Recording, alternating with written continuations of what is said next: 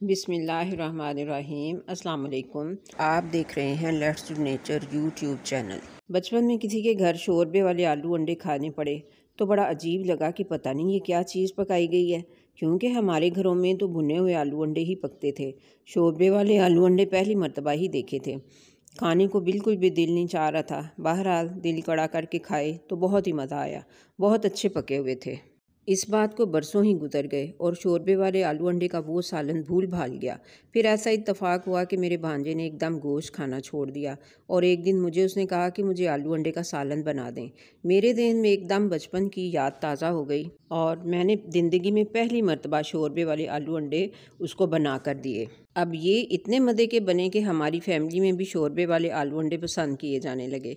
अब जब कुछ भी समझ में नहीं आता कि क्या पकाया जाए तो तान टूटती है आलू अंडे पे। और वो लोग जो गोश्त खाना पसंद नहीं करते उनके लिए तो ये एक बड़े ही मज़े की डिश बन चुकी है। आज जब मैं कुछ दिनों से अपने भतीजे के घर आई हुई हूँ तो कुछ पकाने की समझ ही नहीं आ रही थी, तो मैंने कहा आज आपको शोरबे वाले आलू अंडे बनाकर खिलाती हूँ। इसलिए आज मैं आलू अंडे की रेसिपी आपके साथ भी शेयर करते हुए बना रही हूँ। वीडियो को एंड तक देखते हुए लाइक ज़रूर कर दीजिएगा। आपके अंगूठे को बिल्कुल भी दर्द नहीं होगा।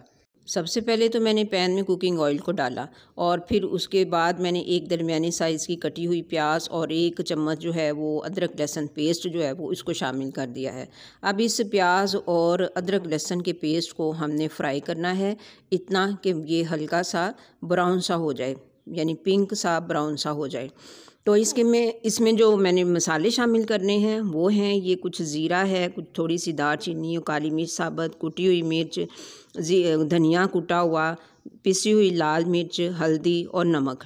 तमाम मसालों को आप अपने अपने टेस्ट के मुताबिक ही शामिल कीजिएगा।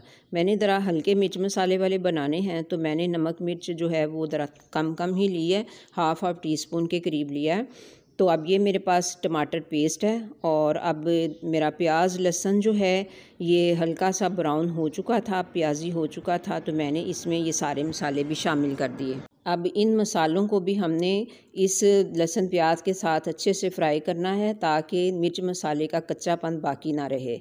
नाज़रीन, आलू अंडे का सालन जो है ये आपको गोश्त की ग़िज़ाइयत बख्शता है। जिस तरह जो ग़िज़ाइयत आप गोश्त खाने से हासिल करते हैं ना, वो सारी ग़िज़ाइयत आप इस आलू अंडे के सालन से हासिल करते हैं।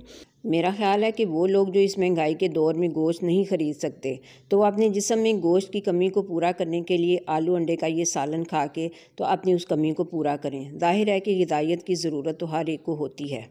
अब ये मेरा मसाला भुन चुका तो मैंने इसमें टमाटर का पेस्ट भी शामिल कर दिया है। अब इसमें चमचा चला के अच्छे से तो इसको कवर करके हम थोड़ी देर के लिए लो फ्लेम पे पकने के लिए छोड़ देंगे ताकि ये मसाला जो है, टमाटर भी अपना पानी जो छोड़ेंगे वो भी ड्राई हो जाए, मसाला अच्छे से भुन जाए। अब ये कुछ देर गुजर चुकी है, अब इसका कवर उठाते हैं और देखते हैं कि ये मसाले की क्या कैफियत है। लीजिए, ये मैंने कवर उठा लिया। अब इसमें चमचा चलाते हैं और चमचा चला के देखते हैं कि क्या इसका हाल है मसाले का। अभी मसाले में कुछ पानी बाकी है, इस पानी को ड्राई करेंगे खूब अच्छे से ड्राई करना है और मसाले को खूब अच्छे से भून लेना है। अब ये मसाला जो है ये हमारा खूब अच्छे से भुन चुका है। अगर आपने अभी तक वीडियो को लाइक नहीं किया है तो प्लीज़ लाइक कर दें, हमारी हौसला अफजाई के लिए बहुत ज़रूरी है। ये आप देख सकते हैं कि मसाले ने घी अच्छे से छोड़ दिया है।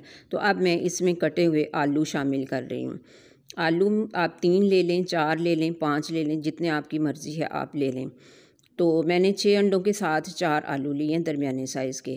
तो ये सारे आलू मैंने इस साइज़ में काट के तो इसमें शामिल कर दिए हैं। अब आलूओं को भी इसमें अच्छे से भून लेते हैं।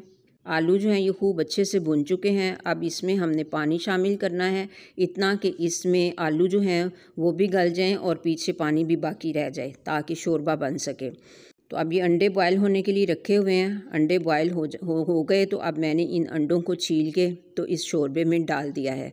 कब डाला है? तब डाला है जबकि आलू आधे गल चुके हैं। जब आलू आधे गल जाएं तो आप अंडे डाल दें और अंडे भी उस वक्त तक पकने चाहिए जब तक कि आलू पूरी तरह से नहीं गल जाते।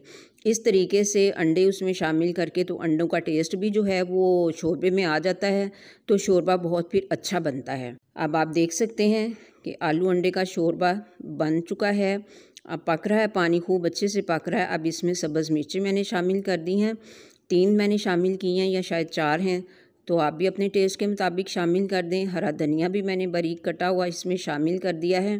धनिया मिर्चें डालने के बाद 1-2 मिनट के लिए मज़ीद इसको पका लेते हैं ताकि इनका टेस्ट भी शोरबे में शामिल हो जाए। तो अब हम इसको डिश आउट कर लेंगे। आलू अंडे का ये सालन हकीकत में बहुत ही मज़े का लगता है।